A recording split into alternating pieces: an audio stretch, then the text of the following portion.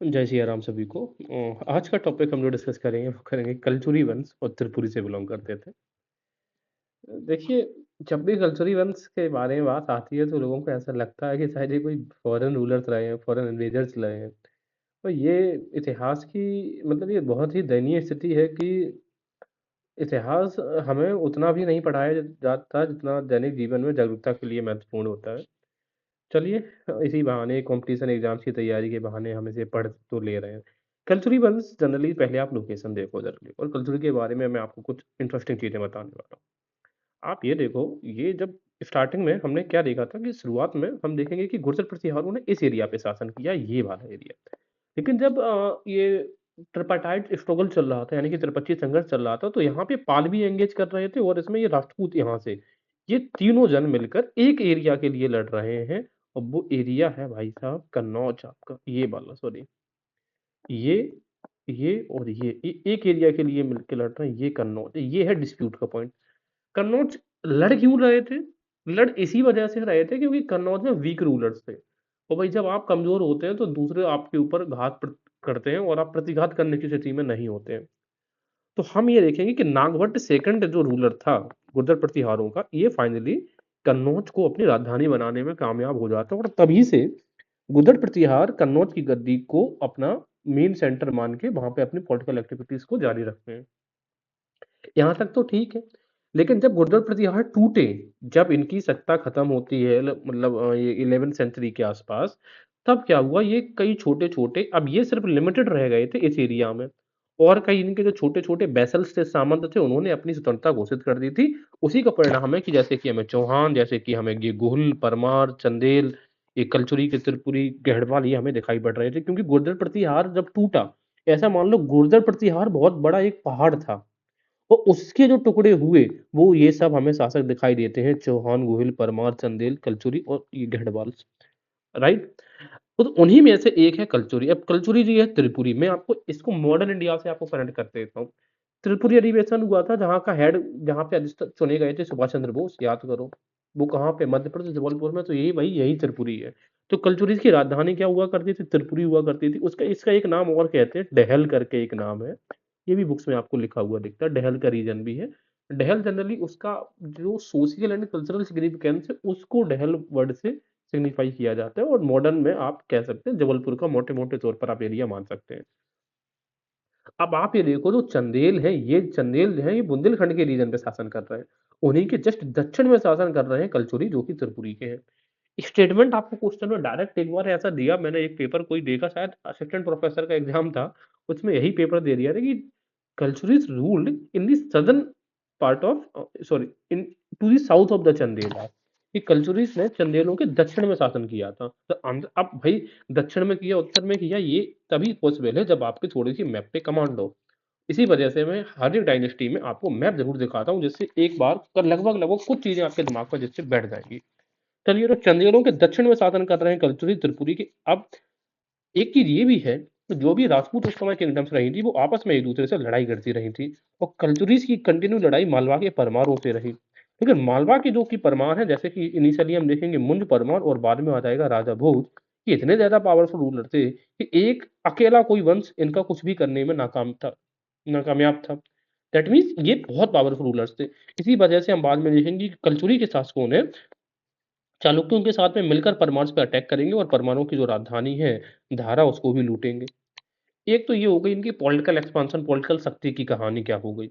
दूसरी हम ये भी बात करें कि कल्चुरीज ने कैसे विद्वानों को, जब गुर्जर प्रतिहारों की शक्ति का अवसान हो रहा है, तो इनके राज दरबार के जो विद्वान हैं जैसे कि हेमचंद्र, वो छोड़कर कल्चुरियों के दरबार में आ जाएंगे और यहीं पर अपनी कुछ पुस्तकें लिखेंगे। वो क्या होगा डिटेल से अभी हम जानेंगे। इसके अलावा हम कलचुरी की अगर बात करेंगे तो ये देखो, ये गढ़वाल है। कलचुरियों को अपने सिक्के के लिए जाने जाते हैं। इन्होंने देखो, बात ये है कि गुप्त काल के बाद 650 एडी के आसपास हम ये देखेंगे कि जो लॉन्ग डिस्टेंस ट्रेड था, लॉन्ग डिस्टेंस ट्रेड ये खत्म हो गया था, मतलब कम हो गया था, खत्म नहीं कह सकते आपसे। तो इसकी वजह से भारत की जो आर्थिक स्थिति थी वो थोड़ा डाउन आ गई थी। जो बड़े ट्रांजेक्शन्स बिग ट्रांजेक्शन्स बंद ही हो गए थे। जब बिग ट्रांजेक्शन्स बंद हो गए थे तो गोल्ड कॉइन से ये भी बंद हो गए थे। तो अब ये बताओ 650 से लेके लगभग 1100 एडी तक के बीच में हम क्या देखेंगे, उत्तर भारत में गोल्ड कॉइन्स हमें ना के समान दिखाई देते हैं। देते भी हैं तो पुराने गोल्ड कॉइन से वही चल रहे हैं, किसी नए शासक ने कोई गोल्ड कॉइन जारी नहीं किए हैं। लेकिन ये कलचुरी ही थे जिन्होंने फिर उत्तर भारत में दोबारा से गोल्ड कॉइन्स स्टार्ट किए। एक तो कलचुरियों का ये बहुत बड़ा योगदान है, इस वजह से ये क्वेश्चन बार बार पूछा जाता रहा है कि ये इसमें उत्तर भारत में पूर्व मध्यकाल में या फिर लेट एंशिएंट इंडिया में ये श्रेय किसको जाता है दोबारा से गोल्ड कॉइन जारी करने का। जब कलचुरियों ने गोल्ड कॉइन जारी किए तो ऑब्वियसली सी बात थी कि जो अदर वंश के लोग हैं वो भी इनसे प्रभावित होते। अच्छा, कलचुरियों की जो गोल्ड कॉइन्स थे, स्वर्ण सिक्के थे, उनकी बड़ी खासियत थी कि इनमें देवी लक्ष्मी का अंकन होता था और बैठी हुई देवी लक्ष्मी का अंकन होता था, बैठी हुई अवस्था में। कई बार हम देखते हैं कि माता लक्ष्मी को खड़ी हुई अवस्था में दिखाई देते हैं, लेकिन बैठी हुई अवस्था में लक्ष्मी। और इन्हीं का यही स्टाइल कॉपी किया गढ़वाल लोगों ने। अब गढ़वालों की राजधानी वही है कन्नौज, यहाँ पे शासन कर रहे हैं गढ़वाल कन्नौज।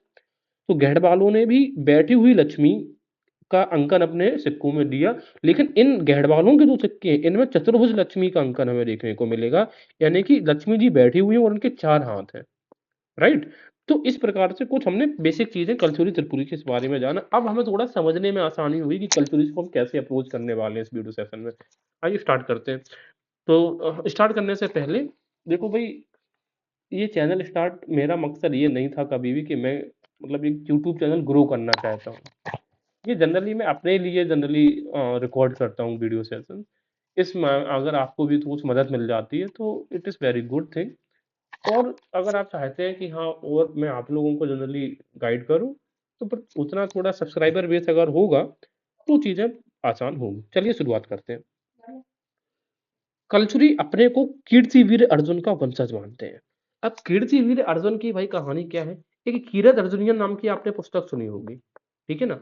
तो उस उन्हीं से मानते हैं कीर्तिवीर अर्जुन को, अपने आप को कलचुरी वंश के लोग किसका अपने आप को वंशज मानते हैं? कीर्तिवीर अर्जुन को। जैसे कि मैं आपको बात करूं, जैसे गुर्जर प्रतिहार है, तो गुर्जर प्रतिहार अपने आप को लक्ष्मण का वंशज मानते हैं। सौमित्र, लक्ष्मण का दूसरा नाम क्या बोलते हैं? सौमित्र का वंशज मानते हैं। उसी तरीके से जो कलचुरी है किस वंश मानते हैं? कीर्तिवीर। अब देखो याद कैसे करेंगे, का से कलचुरी और का से कीर्तिवीर, ठीक है। चंदेल राज के दक्षिण में, अभी बताया था कि चंदेल राज के दक्षिण में चेरी की कलचुरियों का राज था। ये बुक इंपॉर्टेंट तो भाई इसी वजह से बन जाती है। इस बुक के एक एक वर्ड से एमसीक्यूज एग्जाम से पूछे जाते हैं, जाते थे और जाते रहेंगे। उनकी राजधानी त्रिपुरी थी। यह डहल जबलपुर क्षेत्र में था, राइट, बताया भी। त्रिपुरी वर्तमान में जबलपुर का तेवर गांव है। ता से त्रिपुरी और ता से तेवर। कलचुरी वंश को चेदी या हैयई वंश भी के नाम से भी जाना जाता है। तो या तो कलचुरी वंश कह दें या हम चेदी वंश कह दें या हैयई वंश कह दें, दोनों सेम। कलचुरी वंश का प्रथम शासक वो था कासे कलचुरी, कासे कोक्कल। तो कोक्कल वगैरह वाले जितने भी आएंगे, कोक्कल, कर्ण, ये सब कलचुरी वंश के होंगे। जो 845 ईस्वी में गद्दी पर बैठा है। 10वीं शताब्दी के मध्य युवराज प्रथम महत्वपूर्ण राजा हुआ। इसके शासनकाल में राजशेखर कन्नौज छोड़कर त्रिपुरी आ गया तथा यहीं पर उसने कवि मीमांसा व विद्यासाल वंशिका लिखी। अब इसे आप मैप से देखो। अब यहाँ पर जो गुर्जर प्रतिहारों का शासन लिमिट हो रहा है, इनकी शक्ति खत्म हो रही है। और यहाँ पर विद्वान कौन है? राजशेखर। तो राजशेखर छोड़कर कहाँ पर आ गया था? यहाँ पे कलचुरिस के यहाँ पर वो आ गए थे। और राजशेखर ने यहीं पर जो पुस्तक लिखी थी वो, तो देखो राजशेखर कन्नौज छोड़कर कहाँ पे आ गए थे? कलचुरियों के यहाँ। ठीक, कन्नौज छोड़कर कलचुरी के यहाँ पर आ गए थे। और उन्होंने पुस्तक लिखी थी वो क्या लिखी थी? काव्य मीमांसा और विद्यासाल भंजिका, दो पुस्तकें। काव्य मीमांसा, विद्यासाल भंजिका ये नाटक थी। अगर हम बात करें राजशेखर की, तो राजशेखर किन ये गुर्जर प्रतिहारों के दरबार में रहते थे। तो उन्होंने अपना जो करियर है वो तो स्टार्ट किया था महेंद्रपाल के दरबार से, लेकिन बाद में ये महिपाल के दरबार में भी रहे। तो कहने का मतलब यह है कि राजशेखर महेंद्रपाल और महिपाल गुर्जर प्रतिहार दोनों के दरबार में थे। बाद में ये कन्नौज छोड़कर कर्पूरी आ गए थे और कलचुरी, और यहीं पर उन्होंने काव्य मीमांसा और विद्यासाल वंशिका लिखी। इसके बाद भेड़ाघाट। अभी बताओ भेड़ाघाट कहाँ पर है? जबलपुर में है। और जबलपुर भेड़ाघाट का 64 योगिनी मंदिर हम सबको पता है। अगर थोड़ी सी भी आपने इतिहास पढ़ा है, नहीं पढ़ा तो अभी समझ लो। इसका निर्माण भी किसने करवाया था? युवराज फर्स्ट ने करवाया था। अच्छा, इंपॉर्टेंट बात ये है कि ये क्वेश्चन आपको ये पूछ सकता है कि राजशेखर किसके शासनकाल में ये त्रिपुरी छोड़कर, सॉरी, कन्नौज छोड़कर त्रिपुरी आ गए थे? तो आंसर होगा युवराज फर्स्ट के शासनकाल में। ठीक है, जो पहला व्यक्ति है वही उनको लेकर आया। अब राजशेखर ने युवराज प्रथम को उज्जैनी भुजंग कहा है। अब मुझे एक चीज बताओ, जब मैं आपको युवराज का नाम लेता हूं तो आपको सिक्सर किंग युवराज सिंह याद आते हैं कि नहीं आते हैं? तो हम यहाँ से याद करेंगे कि ये बताओ, जब युवराज ने सिक्सर्स मारे होंगे तब उन्होंने एकदम उस समय भुजंग रूप धारण किया हुआ। तो उज्जैनी भुजंग किसकी उपाधि है? युवराज प्रथम की उपाधि है। ठीक है? आगे देखेंगे हम। तो युवराज फर्स्ट, अच्छा युवराज सेकंड नहीं मान लेना, युवराज फर्स्ट। गांगेय कलचुरी वंश का एक प्रतापी राजा हुआ था गांगेय। ठीक है? इसने गांगेय ने विक्रमादित्य की उपाधि धारण करी थी। अब ये विक्रमादित्य की उपाधि जो शासक बहुत ज्यादा युद्ध करते थे, जिन्होंने काफी ज्यादा जीत हासिल की है, उन्हीं ने अपनाई है। ऐसा नहीं है कि आपने लड़ा तो एक भी युद्ध नहीं है, अपने आप को विक्रमादित्य कह रहे हैं। ये मैटर ऑफ सेम हुआ करता था, शर्म की बात अगर ऐसा किसी ने कर दिया। ठीक है? तो गांगेय को उपाधि क्या मिली थी? विक्रमादित्य की। उज्जैनी भुजंग जो उपाधि मिली थी वो मिली थी राजशेखर को। पूर्व मध्यकाल में स्वर्ण सिक्कों के अप्रचलित हो जाने के बाद गांगेय कलचुरी ने उन्हें उत्तर भारत में प्रारंभ करवाया। अभी जो हमने डिस्कस करके आए कॉन्सेप्ट कि किस तरीके से ये गुप्त काल में जब लॉन्ग डिस्टेंस ट्रेड खत्म हो जाता है या रिड्यूस हो जाता है, तो सोने के सिक्के चलने बंद हो गए थे, क्योंकि बिग ट्रांजेक्शन जो बड़े कह सकते हैं, जो बड़े स्तर पर खरीद फरोख्त होती थी वो बंद हो गई थी। तो सोने के सिक्के किसी ने चलवाए नहीं थे। लेकिन दोबारा से सोने के सिक्के चलाने का प्रचलन गांगेय ने स्टार्ट किया था। तो इस वजह से गांगेय को ये क्रेडिट जाना चाहिए। अब गांगेय के सिक्कों पर कैसी बैठी हुई लक्ष्मी का चिन्ह अंकित प्रतीत होता है, ये बहुत इंपॉर्टेंट चीज होती है। इन्हीं से मैंने अभी बताया था कि गोविंद चंद गढ़वाल ने भी कलचुरियों से प्रेरित होकर सोने के सिक्के चलाए थे, और उन पर चतुर्भुज लक्ष्मी की आकृति अंकित होती है। राइट? इसके अलावा गांगेय ने प्रयाग में बटवृक्ष के नीचे 100 रानियों के साथ मृत्यु को प्राप्त किया। अब भाई सबसे इंपॉर्टेंट एस्पेक्ट है कि क्या वास्तव में 100 रानियां उनकी रही होंगी, ये नहीं कहा जा सकता है। लेकिन फिर भी अगर क्वेश्चन ऐसा आ जाता है तो हम क्या बोलेंगे? गांगेय। अब देखो समझना, अब ऐसे ही हम इमेजिन करो कि गंगा का किनारा है और बट वृक्ष के नीचे 100 रानियों के साथ कोई व्यक्ति मृत्यु को वर्ण प्राप्त कर रहा है। ठीक है? तो गंगा का किनारे, गंगा के किनारे नहीं है एग्जैक्ट, मतलब गांगेय है, इस वजह से मैं आपको याद करवाने के लिए ऐसा कह रहा हूँ। तो गांगेय ने प्रयाग में, प्रयागराज हमें पता है यहाँ पे गंगा है ही, तो गंगा प्रयाग बट वृक्ष के नीचे 100 रानियों के साथ मृत्यु को प्राप्त किया। इसके बाद गांगेय के बाद आएगा पुत्र कर्णदेव। इसने शासन किया 1071 से लेकर, सॉरी 1041 से लेकर 1070 ईस्वी तक। इस वंश का सबसे प्रतापी शासक यही होगा कर्णदेव। अगर पूछ लिया जाए अब कि ये कलचुरी वंश का सबसे प्रतापी शासक कौन, तो आंसर होगा कर्णदेव। याद कैसे करेंगे? मतलब महाभारत का कर्ण बहुत प्रतापी था, बिल्कुल था, तो ये भी प्रतापी होंगे। उसने गुजरात के चालुक्य नरेश भीम से मिलकर परमार राजा भोज को पराजित किया। कर्णदेव लक्ष्मी कर्णको ने कलिंग विजय पर त्रिकलंगाधिपति की उपाधि धारण की। अगर आपने कर्णदेव को सबसे प्रतापी राजा कहा है तो उसके पीछे कारण भी होगा। कारण आपको जरा समझाता हूँ।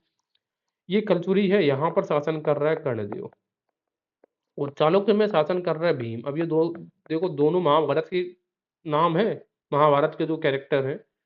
अब इन दोनों ने मिलकर परमार्थ पे अटैक किया, भोज परमार पर, और यहाँ पर धारा नगरी को लूटा। बात समझ में आया? ये सुन लो। यस। तो हम ये कह सकते हैं कि परमार को किसने हराया? कर्णदेव और भीम फर्स्ट ने, दोनों ने मिलकर परमार्थ को हरा पाया। दूसरी बात ये है कि अब आप इनका लोकेशन देखो, कलचुरिज की ये त्रिपुरी है। यहाँ को पार करके अगर वो थोड़ा इस साइड की तरफ आएंगे तो उन्होंने कलिंग पर भी अटैक किया, इसने कर्णदेव ने। और कलिंग को जब उसने हराया, तो कलिंग पर जब आक्रमण किया तो उसने उपाधि धारण करी त्रिकलिंगाधिपति। क्या उपाधि धारण करी? त्रिकलिंगाधिपति। तो बस इतना याद रखो कि जिसने कलिंग को हटाया वही तो त्रिकलिंगाधिपति की उपाधि धारण करेगा। तो प्राचीन भारत में कलिंग को हराया उसने अशोक ने, और पूर्व मध्यकाल में कल्चरीस ने हराया। तो अब याद कैसे करवा दूं? का से कलिंग होता है, का से कर्ण होता है। तो कर्ण ने भी कलिंग को हराया, इसी वजह से इसकी उपाधि थी कलिंगाधिपति। राइट? चीजें याद हुई होंगी थोड़ी सी। आगे देखेंगे। कर्ण का एक स्तंभ लेख बंगाल के वीरभूमि जिले में मिला। अब ये क्वेश्चन आपको अगर पूछ लिया उसने कि एक स्तंभ लेख, पिलर इंस्क्रिप्शन, ये इंपॉर्टेंट है। पिलर इंस्क्रिप्शन पूर्व मध्यकाल में हमें नहीं मिलते हैं। एकमात्र पिलर इंस्क्रिप्शन हमें किस राजपूत काल के शासक का मिला है? तो आंसर होगा कर्णदेव ने। अब कैसे याद करोगे वो भी जरा समझाता हूँ। ये बताओ, ये कलचुरी कर्णदेव है, यही तो ये बंगाल के रीजन में यहाँ पर अटैक, इस एरिया में अटैक किसने किया? कर्णदेव ने किया, क्योंकि कलिंग पे भी इसी ने आक्रमण किया था। तो इस रीजन में जो वीरभूमिपुर डिस्ट्रिक्ट है उसमें जो पिलर इंस्क्रिप्शन मिलेगा वो किसका मिलेगा? कर्णदेव का ही मिलेगा। राइट? आगे देखेंगे। कर्णदेव का विवाह हूण राजकुमारी आमला देवी से हुआ था। अब जो हूण थे ये भी विदेशी थे, फॉरेनर्स थे, बट ये लड़ाकू जनजाति थे, इस वजह से शत्रुओं के ये करीब आ गए। ठीक है? तो पूछ लेगा कि हूण राजकुमारी से शादी करने वाला भाई कौन था? तो हूण से कौन कर लेगा? कर्णदेव करेगा। कर्ण, और वैसे भी महाभारत में कर्ण को अपनी वर्ण व्यवस्था में उनको नीचे रखा गया था। इससे यशकर्ण पुत्र प्राप्त हुआ। तो कर्ण देवी और अमला देवी से कौन प्राप्त हुआ? यशकर्ण। दीपंकर अतिशा ने विग्रहपाल तृतीय एवं कलचुरी कर्ण के बीच कपाल संधि करवाई थी। अब ये देखो, दीपंकर अतिशा जो है ये उस समय बंगाल के बड़े विद्वान है, बुद्धिज्म से रिलेटेड है, और उस समय जो है विक्रमशिला यूनिवर्सिटी उससे ये संबंध रखते हैं। बंगाल एक शासक है, बंगाली शासक है विग्रहपाल तृतीय, और कलचुरी कर्ण के बीच कपाल संधि करवाई थी। विग्रहपाल तृतीय ने कर्ण की पुत्री यौवनश्री से विवाह किया। अब देखो जरा समझो, क्रोनोलॉजी जरा समझना। हमें ये दिख रहा है कि कलचुरीस ने इस एरियाज पर कंटिन्यू अटैक्स किए हैं। तो जब उसने कलिंग पे अटैक किया, इसके बाद वो कहाँ पे जीतेगा? बंगाल को। तो बंगाल में जब लड़ाई करने से बेहतर ये थी कि अतिशा जो दीपंकर अतिशा थे, जो बौद्ध धर्म से के विद्वान थे, उन्होंने क्या किया, उन्होंने यहाँ पर संधि करवा दी, जिसको बोलते हैं कपाल संधि। ठीक है। अब कपाल संधि किन दो लोगों के मध्य में हुई थी? पहले क्वेश्चन तो यही आता है, तो उनके दो नाम, एक तो कर्णदेव तो रहेगा ही, और दूसरा रहेगा कौन? विग्रहपाल। ये द्वितीय तृतीय ऐसा दे देगा नाम, तो विग्रहपाल तृतीय नाम याद रखना है कर्णदेव के साथ। अब इसमें हुआ यह है कि जो बंगाल का शासक है विग्रहपाल तृतीय ने, इसने कलचुरी जो कर्ण था इसकी पुत्री से विवाह कर लिया, और पुत्री का नाम क्या था? युवनाश्री। तो इस तरीके से हम कह सकते हैं कि कर्णदेव के काल से बंगाल को बचाया किसने? दीपंकर अतिसार ने। मैं फिर से रिपीट कर रहा हूँ, विग्रहपाल तृतीय और कर्ण के बीच में कपाल संधि कराकर कर्णदेव के काल से बचाया गया बंगाल को। और इसी वजह से हम देखते हैं कि बंगाल में एक स्तंभ लेख मिला, क्योंकि अब ये दोनों तो क्या होगा? रिलेटिव्स हो गए। तो हम ये नहीं कह सकते हैं कि क्या, कि कलचुरीज ने बंगाल में अपने मैट्रिमोनियल रिलेशन एस्टेब्लिश किए थे। हम ये कह सकते हैं, स्टेटमेंट अगर दे दिया जाए यस और नो, बिल्कुल कह सकते हैं, राइट। और कलिंग को इसने लूटा था। आगे देखेंगे, दीपंकर अतिशा ने विजयपाल तृतीय एवं कलचुरी, ठीक है ये हो गया। इस वंश का अंतिम शासक कौन था? वो था विजय सिंह। तो कलचुरी कल विजय, अंतिम शासक कौन है? विजय सिंह था। और कलचुरी नरेश किस धर्म को मानते थे? शैव धर्म को। तुम याद कैसे करेंगे? भगवान शिव खुद ही काल का रूप है, तो ये शैव धर्म, तो कलचुरी शैव धर्म। शैव धर्म को मानने वाले कुछ और है, चालुक्य हैं गुजरात के, और ये सेन डायनेस्टी जो सेन वंश के हैं बंगाल। देखो, सेन और शिव, तो एक तो याद कर लो। चालुक्य सब गुजरात, क्यों शिव धर्म को मानते हैं भाई? ये मुझे बताओ। गुजरात में एक इंपॉर्टेंट लोकेशन है सोमनाथ, भगवान शिव को समर्पित है कि नहीं ये शिवनाथ शिवलिंग? तो फिर ये यहाँ के जो लोग होंगे वो भगवान शिव को अपना आराध्य क्यों नहीं मानेंगे? सीधी सी बात ये है। तो हर चीज रटने की नहीं है, आप थोड़ा चीजों को समझने चलोगे। हालांकि ये सारे लेक्चर्स को उतना ज्यादा एम्फेसाइज नहीं करता हूँ। अगर मैंने कभी बेसिक हिस्ट्री कभी इन फ्यूचर पढ़ाया, तो आपको पढ़ने में बहुत ज्यादा इंटरेस्ट आएगा कि किस तरीके से मैं अप्रोच करता हूँ इतिहास विषय को लेकर।